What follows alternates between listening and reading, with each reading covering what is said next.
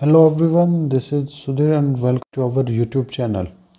Today we discuss chapter number 5th, primary activity. आज बेटा हम जो डिस्कस करेंगे वो क्लास नंबर 12th का चैप्टर नंबर 5th है और इसके अंदर हम जो मेनली जो डिस्कस कर रहे हैं वो कर रहे हैं हम MCQ की जो सीरीज़ है वो कर रहे हैं, जबकि मोस्ट इम्पोर्टेंट जो क्वेश्चन है फॉर CBSE के लिए उसके लिए मैं वीडियो हूँ वो पहले से ही बना चुका हूँ। तो जिसने हमारी पिछली जो वीडियो है वो नहीं देखी तो आप हमारी वो वाली वीडियो है वो जाकर देख सकते हैं। मैंने मोस्ट इम्पोर्टेंट जो क्वेश्चन है उनकी वीडियो है वो बना चुका हूँ। ये both English and Hindi language के अंदर आपको देखने को मिलेगा। तो आपसे रिक्वेस्ट है कि हिंदी और इंग्लिश में दोनों के अंदर आप समझने की कोशिश करें। इंग्लिश के अंदर और हिंदी लैंग्वेज के अंदर आपको जो क्लासेज हैं वो देखने को मिलेंगी बेटा। और अभी कुछ एक दिनों के अंदर मैं हाल ही में प्रैक्टिकल जो फाइल है उसको भी स्टार्ट करने वाला हूँ और आपको डेली 1 या 2 जो सीट हैं वो देखने को मिलेंगे।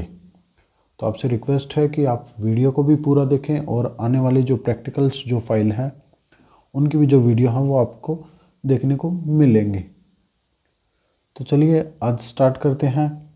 पहला जो क्वेश्चन है वो आपकी स्क्रीन के ऊपर है, आप देख सकते हैं आसानी से। और this is the absolutely live class. ये एब्सोल्युटली लाइव क्लास है। जैसे आपको पता है अभी जो टाइम हुआ है वो 9:04 हुआ है और आज जो डेट है वो भी कितनी है, वो है 4 दिसंबर 2020। 4 दिसंबर 2020 है और डे की मैं बात करूं तो डे है आज Friday. This is the absolutely live class और आप अपने जो कमेंट है वो मुझे लिख सकते हैं। अपनी जो भी प्रॉब्लम होंगी वो मुझे आप कमेंट करके बता सकते हैं। चलिए स्टार्ट करते हैं बेटा। पहला जो क्वेश्चन है वो आप अपनी स्क्रीन के ऊपर देख सकते हैं। इसके अंदर पूछा गया है कि निम्नलिखित में से कौन सी रोपण फसल नहीं है। रोपण फसल नहीं है तो रोपण फसल इनमें से कौन सी नहीं है, तो आप जल्दी से मुझे लाइव चैट के दौरान अपने जो आंसर हैं वो दे सकते हैं। लाइव चैट के दौरान अपने जो आंसर हैं वो आप मुझे दे सकते हैं। आपके जो आंसर हैं उनको ध्यान में रखा जाएगा। और तो आपसे रिक्वेस्ट है कि आप वीडियो को पूरा देखें और जो भी MCQ हैं आपको समझ नहीं आ रहे तो आप कमेंट करके मुझे बता सकते हैं और जो आपको आते हैं उनके आप लाइव चैट के दौरान आंसर देने की कोशिश कीजिए। तो इसका आंसर है वो है हमारा ऑप्शन सी, गेहूँ इज़ द राइट आंसर। यहाँ तक क्लियर है सभी को बेटा। अब क्वेश्चन नंबर 2 की बात करते हैं। क्वेश्चन नंबर 2 में क्या पूछा गया है, निम्न देशों में किस देश में सहकारी कृषि का सफल परीक्षण हुआ। कि यूरोप के कौन से देश के अंदर, ये भी पूछ सकता है आपसे, यूरोप के किस देश के अंदर किस सहकारी कृषि का सफल परीक्षण देखने को मिला, तो वो है हमारा। इसके लिए भी आपको 5 सेकंड का जो टाइम है वो दिया जा रहा है बेटा। हर एक क्वेश्चन के लिए आपको 5 सेकंड का जो टाइम है वो मिलेगा। तो आपसे रिक्वेस्ट है कि आप जो भी आपके कमेंट हों वो कीजिए और जल्दी से मुझे आपका आंसर है वो बताइए। तो इसका जो आंसर होगा बेटा वो होगा Denmark is the right answer. चलिए क्वेश्चन नंबर 3 की बात करते हैं अब। क्वेश्चन नंबर 3 के अंदर क्या पूछा गया, फूलों की कृषि कहलाती है। फूलों की जो कृषि है वो क्या कहलाती है, वो कहलाती है पुष्प उत्पादन। पुष्प उत्पादन के नाम से इसको जाना जाता है। तो आपसे कृषि के बारे में भी आपसे पूछ सकता है कि कौन कौन सी जो कृषि है उनको किस किस नाम से जाना जाता है। तो आपसे रिक्वेस्ट है कि उन चीज़ों को ध्यान में रखें और कीजिए और करने का ट्राई कीजिए, ताकि आप आने वाले जो एग्ज़ाम हो उनके अंदर आप किसी प्रकार से कोई चीज़ को भूल ना पाए। चलिए नेक्स्ट क्वेश्चन नंबर 4 क्या पूछ रखा है हमसे, निम्न में से कौन सी कृषि के प्रकार का विकास यूरोप के औपनिवेशिक समूह द्वारा किया गया था। कि कौन सी एक ऐसी फसल है, एक ऐसी कृषि है जिसका विकास अंग्रेज़ों के द्वारा किया गया था। औपनिवेशिक जो काल है उसमें अंग्रेज़ों के द्वारा किया गया था। तो आपको पता है कि वो कौन सी है, वो है रोपण कृषि। वो है हमारी रोपण कृषि। तो option C is the right answer. Option C is the right answer. Next question क्या पूछ रखा है, निम्न प्रदेशों में से किस किस क्षेत्र में विस्तृत वाणिज्य अनाज कृषि नहीं की जाती ये पूछा है। तो वो पूछा गया, इसका this is the right answer is Amazon basin.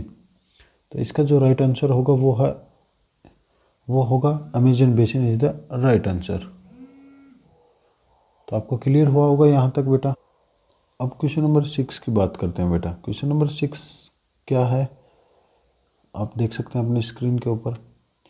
निम्न में से किस प्रकार की कृषि को खट्टे रसदार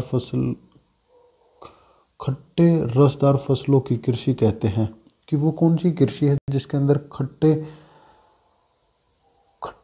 जो रसदार जो फल हैं, खट्टे जो फ्रूट्स हैं, उनकी जो कृषि है वो की जाती है। तो ये आपको सभी को पता है कि हमने जो डिटेल में आपको जो टॉपिक जो कराए थे वो है भूमध्य सागरीय कृषि। इक्वेटोरियल जो कृषि है, इक्वेटोरियल जो कृषि है, उसके अंदर इस प्रकार की जो कृषि है वो की जाती है खट्टे अंगूरों की।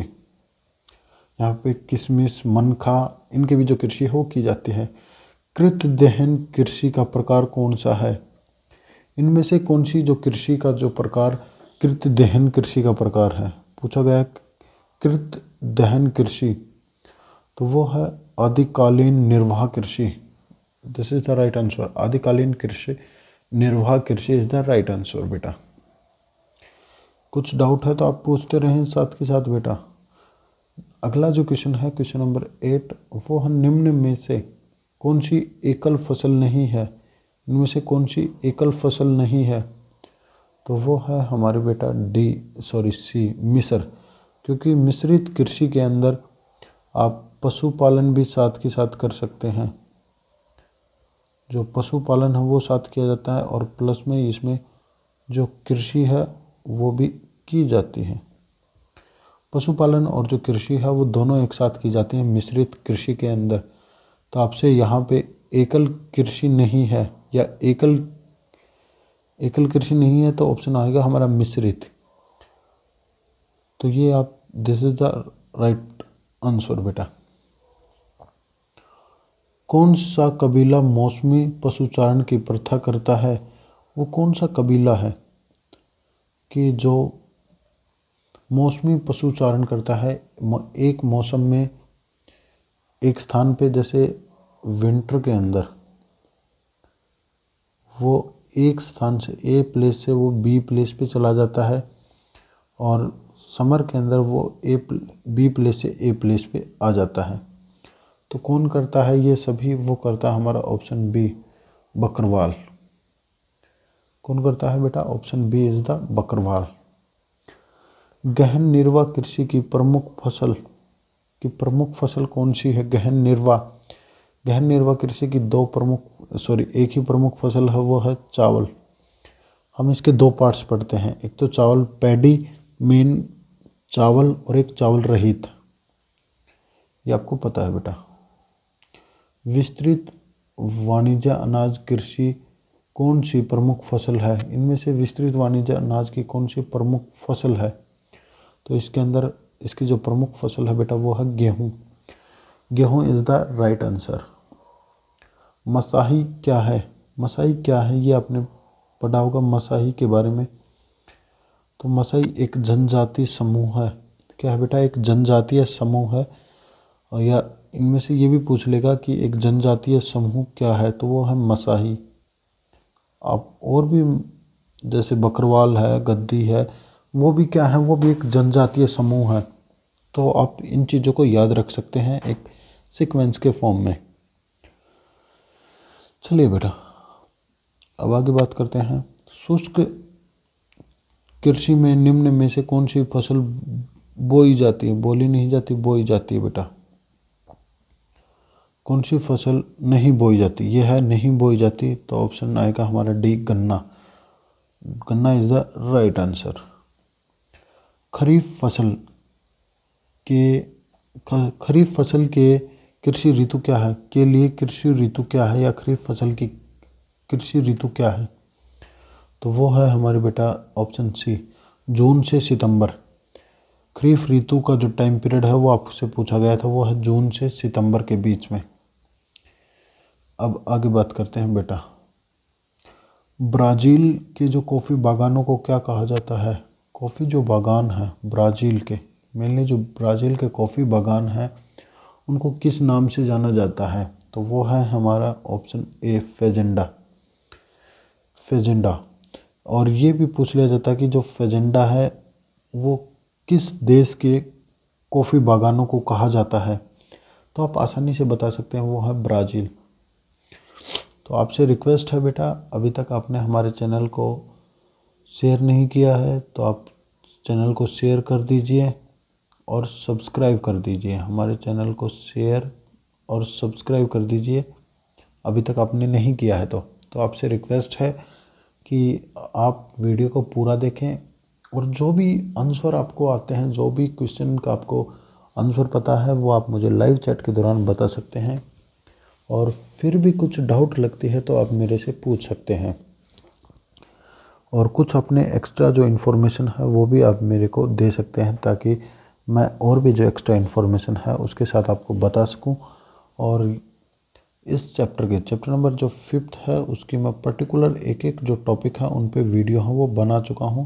तो आपसे रिक्वेस्ट है कि आप पर्टिकुलर जो वीडियो है उनको जाकर देखें, और आपकी जो कोई भी जो प्रॉब्लम होंगी उनको मैं सॉर्ट आउट भी करूंगा। और साथ के साथ एक एक पर्टिकुलर एक टॉपिक पे मैंने वीडियो बनाई है, और साथ में जो मैप है उन पे भी मैं वीडियो है वो बना चुका हूं।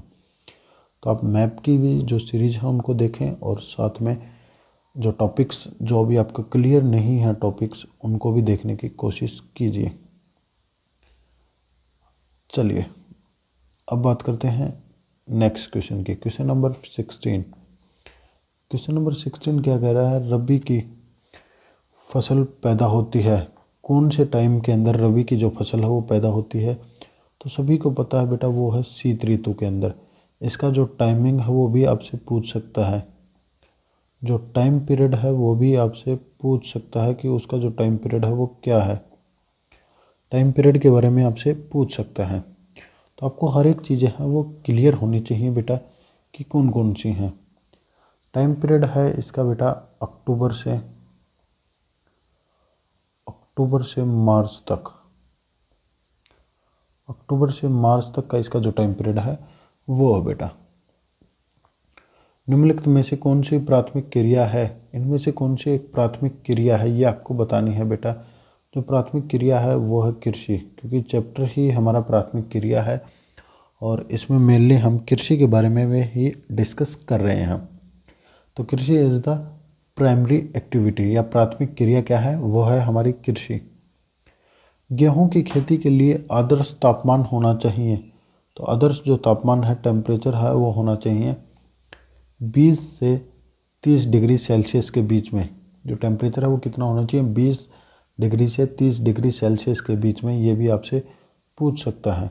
तो ये मैंने आपको एक शॉर्ट आंसर के रूप में आपको पूछा गया है आपसे। चलिए क्वेश्चन नंबर 19 की बात करते हैं आप। क्वेश्चन नंबर 19 आपसे क्या पूछ रहा है कि चावल, जिसको आप धान बोलते हैं, धान की खेती संबंधित है, इनमें से किसके साथ संबंधित है? तो हमने पढ़ा था अभी अभी जो गहन निर्वाह कृषि के साथ। गहन निर्वाह कृषि हम दो टाइप से पढ़ते हैं, हम इसके दो टाइप्स हैं वो पढ़ते हैं। एक तो पढ़ते हैं पैडी, दूसरा पढ़ते हैं नॉन पैडी। एक में प्रमुख जो फसल है वो चावल होती है, राइस होती है, यहाँ पे राइस होती है, और यहाँ पे नॉन राइस जो क्रॉप्स हैं वो सभी की सभी वहाँ यहाँ पे आती हैं। तो देखिए जो गहन जो कृषि है उस पर काफ़ी बार जो क्वेश्चन है वो पूछा गया है। तो आपसे रिक्वेस्ट है कि वीडियो को, हमारी जो पिछली जो वीडियो है उनको ध्यान से देखें आप, तो आप आसानी से बता देते। अब क्वेश्चन नंबर 20 की बात करते हैं। 19 का डी है बेटा, अब है 20 में क्या है? निम्नलिखित में एक रेशेदार फसल नहीं है। एक रेशेदार फसल है वो नहीं है, तो इसमें कॉफ़ी नहीं है। कॉफ़ी एक पेय पदार्थ है। क्या है? ये एक पेय पदार्थ है। तो यहाँ पे आप कह सकते हैं option B is the correct. अंगूर की खेती कहलाती है, अंगूर की जो कृषि है वो क्या कहलाती है, किस नाम से अंगूर की कृषि को जाना जाता है? तो वो है हमारे विटीकल्चर। विटीकल्चर के अंदर यह आपसे पूछ सकता है अंगूर की कृषि कहाँ ज़्यादा होती है या इसका इस्तेमाल किस चीज़ में किया जाता है। तो अंगूर की जो कृषि है बेटा, उसका जो इस्तेमाल है वो शराब बनाने के लिए और जो भूमध्य सागरीय जो क्षेत्र है उसके आसपास इस प्रकार की जो कृषि है वो की जाती है। तो जो भी डाउट थे आपके, जो भी अंगूर की कृषि से संबंधित जो भी आपसे पूछ सकता था वो मैंने बताने की कोशिश है यहाँ पे की है। लॉरेंस सार क्षेत्र प्रसिद्ध है। लॉरेंस सार क्षेत्र है वो किस चीज़ के लिए प्रसिद्ध है ये आपको बताना है। तो वो किस चीज़ के लिए प्रसिद्ध है एक बार आप देख सकते हैं। यहाँ पे आपको लोएस्क भी देखने को मिलता है और कोयला भी। तो हमें ज़्यादा मात्रा में यहाँ पे कोयला हो देखने को मिलता है। तो option C is the correct. Option C is the correct कोयले के लिए। अब आगे बात करते हैं क्वेश्चन नंबर 23 के। क्वेश्चन नंबर 23 में क्या पूछ रखा है, निम्नलिखित आर्थिक क्रियाओं में कौन ग्रामीण आदिवासियों से संबंधित है? कौन सी क्रिया, यहाँ पे कुछ मिस्टेक है बेटा, कौन सी जो क्रिया है वो ग्रामीण आदिवासियों से संबंधित है? तो वो है बेटा प्राथमिक, क्योंकि यहाँ पे गांव के अंदर आपको देखा है कि जो प्राथमिक जो क्रियाएं हैं वही करते हैं। मंचूरिया तथा कोरिया में स्थानांतरण जो कृषि, स्थानांतरण कृषि एक स्थान से ए प्लेस से फिर वो बी प्लेस पे चले जाएं और फिर बी से वो सी प्लेस पे लगातार स्थान को बदलकर जो कृषि जो करते हैं उनको स्थानांतरण कृषि कहते हैं। तो यहाँ पे किस नाम से जाना जाती है? वो है milpa. Milpa is the right answer. अब क्वेश्चन नंबर 25, कोयला का सबसे बड़ा उत्पादक राज्य कौन सा है? तो कोयले का उत्पादक सबसे बड़ा राज्य वो है बेटा चीन। चीन इज द राइट आंसर। ये मैप के अंदर भी आपसे पूछ सकता है। चावल किस प्रकार की जलवायु का पौधा है? तो चावल किस प्रकार की जलवायु का पौधा है? जल्दी से एक बार कमेंट करके बताइए बेटा कि वो किस प्रकार की जलवायु का पौधा है। तो वो है हमारा ऑप्शन बी, उष्ण आर्द्र का पौधा है। क्लियर हुआ यहाँ तक सभी को? अब आगे बात करते हैं। निम्न में एक खाद्य फसल है, इनमें से एक खाद्य फसल है। तो देखिए कॉफ़ी और गन्ना, तो ये तो है नहीं। तो हमारा ऑप्शन जो बचा इनमें से कोई ये भी नहीं हो सकता। ऑप्शन ए गेहूँ इज़ द राइट आंसर बेटा। गेहूँ इज़ द राइट आंसर। बात करते हैं 28 की। 28 के अंदर क्या है कि चाय का सबसे बड़ा उत्पादक देश, चाय का सबसे बड़ा उत्पादक देश है वो है बेटा चाइना। भारत भी है पर भारत में ज़्यादा उगाई नहीं जाती। तो इसका जो आंसर है वो है C, China is the right answer. आगे बात करते हैं बेटा, विश्व का सबसे अधिक कपास उत्पादक देश, सबसे अधिक जो कपास उत्पादक जो देश है वो है हमारा Bharat. Bharat is the right answer. Option C is the correct.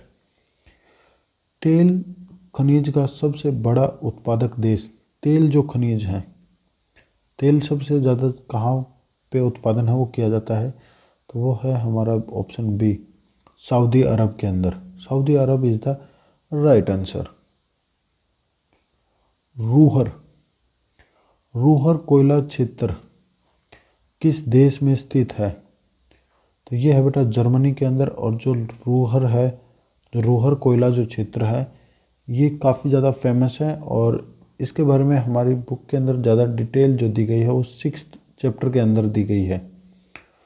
जो 6th जो चैप्टर है उसके अंदर ज़्यादा डिटेल में हम पढ़ने को मिलेगा, पर ये हमारे सिलेबस के अंदर नहीं है। सीबीएसई ने जो सीबीएसई है 2020 और जो 21 के जो एग्ज़ाम है उसके अंदर से जो 6 जो चैप्टर है उसको रिमूव कर दिया है, उसको रिमूव कर दिया गया है, उसको हटा दिया गया है। तो इसलिए मैं ज़्यादा रूहर के बारे में आपको नहीं बताऊंगा क्योंकि ये हमारे लिए इम्पोर्टेंट नहीं है। पर आप जान लीजिए रूहर जो क्षेत्र है वो जर्मनी के अंदर है। दिस इज़ इंडस्ट्रियल रीजन, ये एक औद्योगिक क्षेत्र है। विश्व में तांबा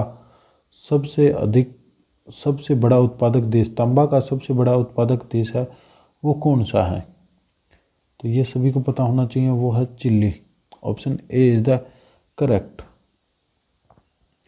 संसार के विकसित राष्ट्रों में कितने प्रतिशत लोग प्राथमिक कार्यों में कार्यरत हैं? जो विकसित जो देश हैं, विकसित जो राष्ट्र हैं, उनके अंदर कितने प्रतिशत जो लोग हैं वो प्राथमिक क्रियाओं में कार्य करते हैं? तो वेरी मोस्ट इम्पोर्टेंट है, वो है 5%। केवल 5% ही जो लोग हैं वो केवल विकसित क्षेत्रों के अंदर, विकसित देशों के अंदर प्राथमिक क्रियाएं करते हैं, केवल 5% लोग ही। निम्नलिखित में से कौन सी प्राथमिक व्यवसाय नहीं है, प्राथमिक क्रिया का व्यवसाय नहीं है या प्राथमिक व्यवसाय नहीं है? तो ये सभी को पता है। आखेट के बारे में हम पढ़ते हैं, संग्रहण के बारे में, मत्स्य पकड़ना जिसको मछली पकड़ना बोलते हैं। ऑप्शन डी सूती वस्त्र उद्योग, इसको हम सेकेंडरी जो एक्टिविटी है उसके अंदर हम पढ़ने को मिलता है, द्वितीय क्रियाकलाप। सेकेंडरी जो एक्टिविटी है उसके अंदर हम इस चीज़ को पढ़ते हैं बेटा। लास्ट एंड फाइनल क्वेश्चन है आज की ये हिंदी की टेस्ट सीरीज़ का, और इसके बाद आपको कल जो टेस्ट सीरीज़ जो देखने को मिलेगी वो मिलेगी इंग्लिश की टेस्ट सीरीज़। इंग्लिश में जो आपको एमसीक्यू हैं वो कराए जाएंगे और हिंदी के भी आपको साथ के साथ बताए जाएंगे। तो लास्ट क्वेश्चन है, निम्न में से कौन से देश में चलवासी पशुचारण पाया जाता है? तो वो है हमारा ऑप्शन ए सऊदी अरब के अंदर। सऊदी अरब के अंदर चलवासी पशुचारण पाया जाता है। तो thanks for watching this video. और जो इंग्लिश मीडियम वाले जो बच्चे मुझे देख रहे थे, सॉरी उनके लिए, और उनके लिए जो नेक्स्ट वीडियो होगी उसके अंदर मैं इंग्लिश में जो एमसीक्यू हो वो कराने की कोशिश करूँगा। नहीं तो ये जो लाइव क्लास है वो काफ़ी लंबी हो जाती बेटा इसके लिए, और आप भी बोर हो जाते। तो नेक्स्ट वीडियो के अंदर हम इंग्लिश की करेंगे। उससे पहले यदि आपने चैनल को सब्सक्राइब नहीं किया तो जल्दी से चैनल को सब्सक्राइब कर लीजिए और बेल आइकन को प्रेस करके ऑल पे क्लिक करें ताकि आपको हर एक जो नोटिफिकेशन है वो मिले। और उससे पहले आप लोगों के लिए मैं बोल दूं कि ये सभी इम्पोर्टेंट हैं, इनके अलावा आप और भी बना सकते हैं आप खुद भी।